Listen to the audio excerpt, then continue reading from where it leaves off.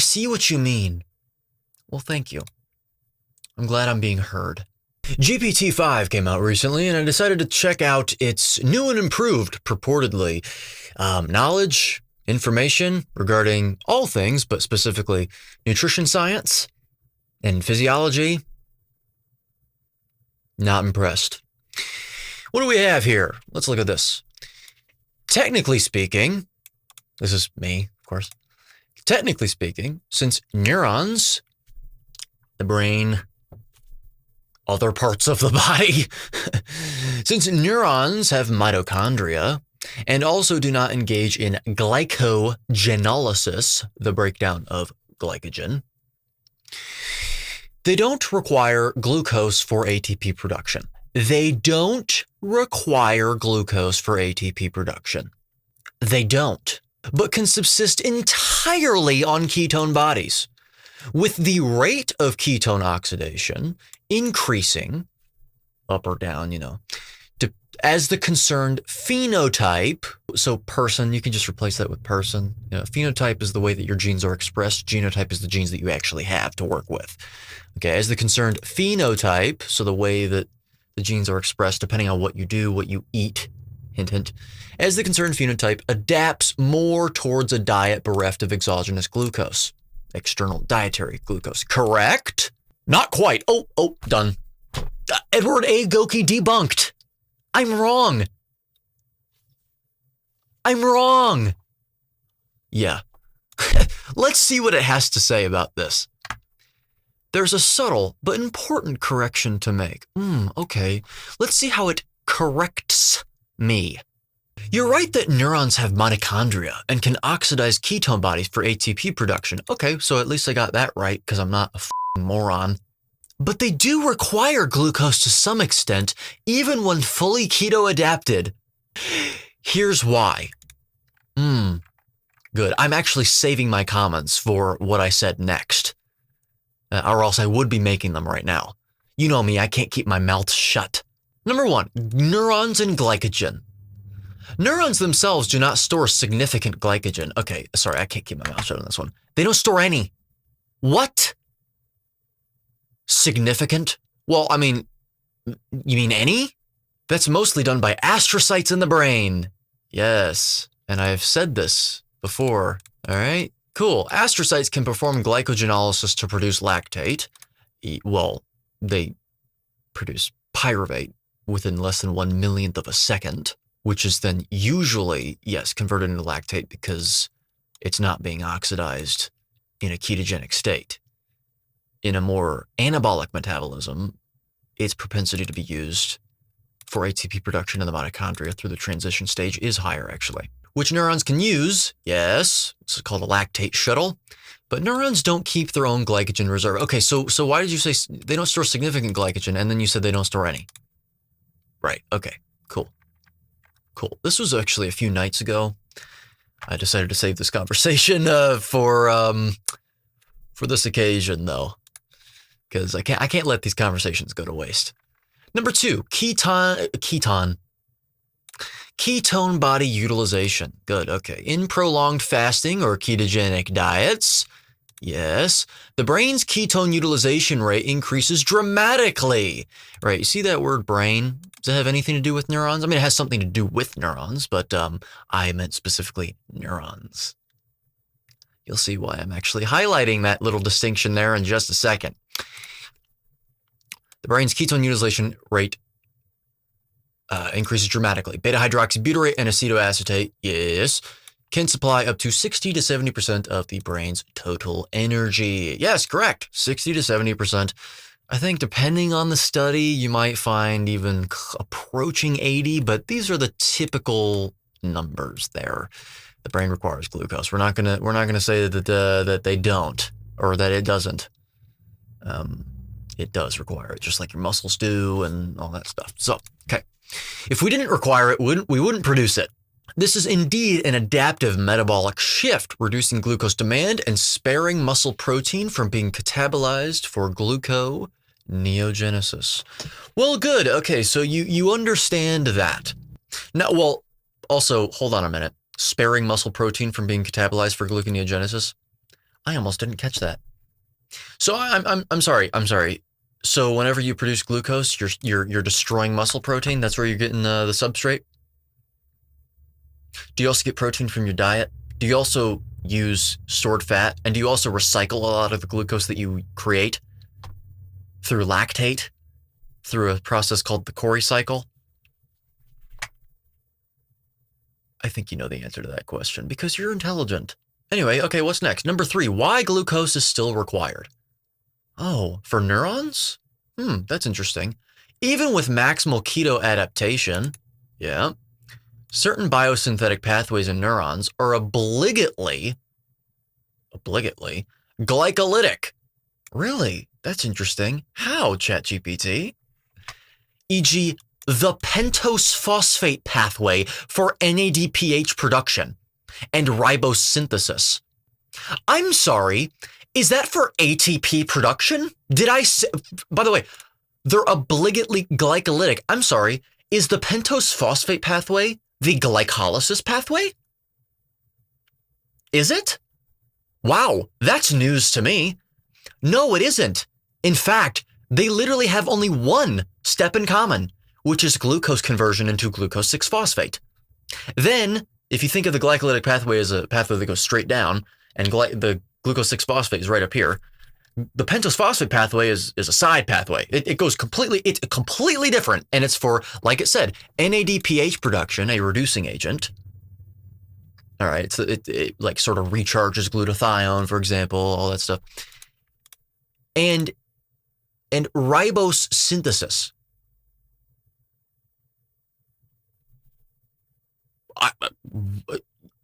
So is that ATP production? So we have things that are important for anabolism, okay, anabolic processes as opposed to catabolic ones, NADPH. Sort of, you can think of the antithesis of NADPH as NADH. And then ribose synthesis for like RNA. What the hell are you, what? Good, great. So no, GPT-5. And glycolysis. Oh, so it does require glycolysis. Huh, interesting. For rapid ATP, well, yes, it's more rapid ATP. 2 net ATP, but yes, extremely rapid.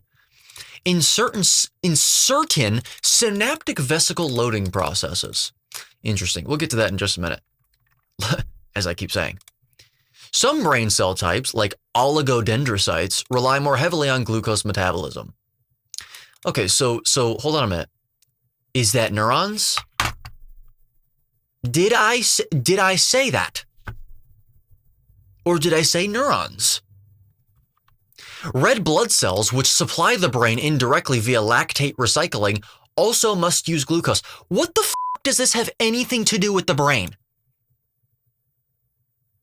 Thus, even under strict carbohydrate restriction, the liver continues gluconeogenesis. Wow, this is amazing. It's refuting things I didn't say. The liver continues gluconeogenesis to maintain around 40 to 50 grams per day of glucose for the CNS, the central nervous system, and other tissues. When did I say otherwise? When did I say otherwise? Summary, neurons can derive the majority of their ATP from ketone bodies when adapted to low glucose states. Oh, so now it's once again conflating neurons with the entire central nervous system in the brain. But they cannot rely entirely on ketones. Oh, right, okay. Again, just wait. There's an irreducible glucose requirement that's met via gluconeogenesis, not glycogenolysis in neurons. Well, I just said that they don't perform that. If you'd like, I can map out the exact shift. No. All right, let's get to my response. You said a lot of things that have nothing to do with my claim. I never said that red blood cells could use ketones. That is entirely irrelevant to what I said. Also, the pentose phosphate pathway literally has nothing to do with ATP production at all. I'm specifically referring to ATP production. Neurons also don't have glycogen, which means you can't even make that argument for neurons needing glucose. The only thing of any potential utility that you've provided is that certain neurons may use glucose more in synaptic vesicle loading processes. You also said that the brain can only use 60 to 70% ketones in a ketogenic state when the brain is made up of more than just neurons. Your entire claim is based on the notion that by me saying neurons, or stating neurons, I was referring to the entire brain, as if the brain is only made up of neurons, which is nonsense. You did not disprove my claim whatsoever, which is true. I see what you mean. Well, thank you. I'm glad I'm being heard. Your original claim was specifically about neurons and ATP production, not about the brain as a whole. Red blood cells, biosynthesis, or glycogen stores. Let's strip away the noise and address only that. Good. Your claim in simpler terms. Good. Let's see if it corrects itself this time. Neurons contain mitochondria. Yes, I said that. Neurons do not engage in glycogenolysis. Yes, I said that. Correct. Therefore, in a keto-adapted state, they can meet ATP demands entirely via ketone oxidation without needing glucose for ATP production. Yes, the rate of ketone oxidation increases with adaptation to glucose scarcity. Correct. Now, before we move forward, I do want to say, what we really should be looking at is what they do primarily in a ketosis or a ketogenic adapted state in a very, very, very large population of people that have adapted to it, transitioned to it over the course of 6 to 8 weeks. However, even then there's limitations. I'm not pretending like there's not. But the reason that I'm saying this is because even if this is technically true, there's no requirement for ketones, or there's no requirement for pyruvate oxidation, the glucose derivative in neurons. It doesn't mean that in a ketogenic state they won't to some degree use glucose. Okay, I do want to emphasize that. However, I'm pretty sure that that is true, that they will just use ketones and not glucose. Still, it's astrocytes that actually really require glycogenolysis, glucose through glycogenolysis. And the neurons will use ketones, and they'll also use lactate, which is converted to pyruvate first. So that actually might explain why sometimes it is still using pyruvate. So even then there's a confounder. You can't control for that. How much of pyruvate would it actually use outside of the context of the lactate shuttle? Well, you're not going to find that out ever. That's an impossible study to even form. Point-by-point analysis, mitochondria and neurons. True, neurons have abundant mitochondria, especially at synapses, and can oxidize both glucose-derived pyruvate, yes, or not glucose-derived, per se. I mean, at least not directly derived. Like I said, lactate shuttle, and ketone bodies in them. Good, great. Number 2, no neuronal glycogenolysis. True, glycogen in the brain is almost exclusively stored in astrocytes, not neurons. There we go. Okay, number 3, glucose requirement for ATP production in neurons. In principle, neurons can produce all their ATP oxidatively from ketones, beta-hydroxybutyrate, acetoacetate, acetyl-CoA, TCA, etc. Yes, tricarboxylic acid, electron transfer chain. Cool, great. Once keto adapted. During deep sustained ketosis, neurons may get nearly all ATP from ketones. With glucose oxidation, not a thing. Pyruvate oxidation, glucose can't be oxidized. Becoming minimal. Any glucose used is typically for non-ATP purposes, e.g. in neurotransmitter synthesis, or is shuttled in small amounts via astrocytes, which is exactly what I said. Good. Great. So I was actually right. Exception. There's evidence that some fast ATP demands in presynaptic terminals can be met more quickly. Well, they can be met more quickly. That's not the question. That's not there's no bearing on what I just said. Through localized glycolysis. Yeah, they can, because it's faster. Glycolysis is faster than oxidative phosphorylation. Always will be. For any staunch, super dogmatic carnivores out there, suck it up! It's true. Just doesn't mean you should be consuming it. It doesn't threaten your ideology in any way. You don't have to worry about that. Even when ketones are abundant. This isn't about bulk ATP supply, but about speed and compartmentalization. Yes, good. Ketone oxidation rate increases with adaptation. Yes. Expression of monocarboxylate transporters, MCT1 and MCT2. Yes. And ketolytic enzymes, BDH, yeah, 1 and SCOT, increases in neurons with prolonged ketosis, enhancing ketone flux and ATP production capacity from ketones. Good, great, okay. Verdict. For ATP production specifically, And in a fully keto-adapted state, your statement is functionally correct for many neuronal populations. See, it's still trying to pretend like it's like, oh, you're technically correct, but you're not practically correct. They can subsist entirely on ketones for ATP needs, with glucose oxidation, not a thing, once again, dropping to negligible levels. The caveat is that some neuron subtypes may still engage in small pockets of glycolysis for rapid ATP delivery in certain cellular compartments, but that's a local adaptation, not a bulk energy requirement. If you want, I can pull up the data showing exactly how. I don't care. Okay, and then my final response here. So basically it's admitting, right, that I was correct. So great, okay. And actually that's what I said, great. Also, however, even in the case of being keto adapted, neurons will absolutely still use pyruvate that comes from lactate derived from glycogenolytic activity from astrocytes through the lactate shuttle, which means that technically you could say they still use some pyruvate and not exclusively ketones, but it is a technicality.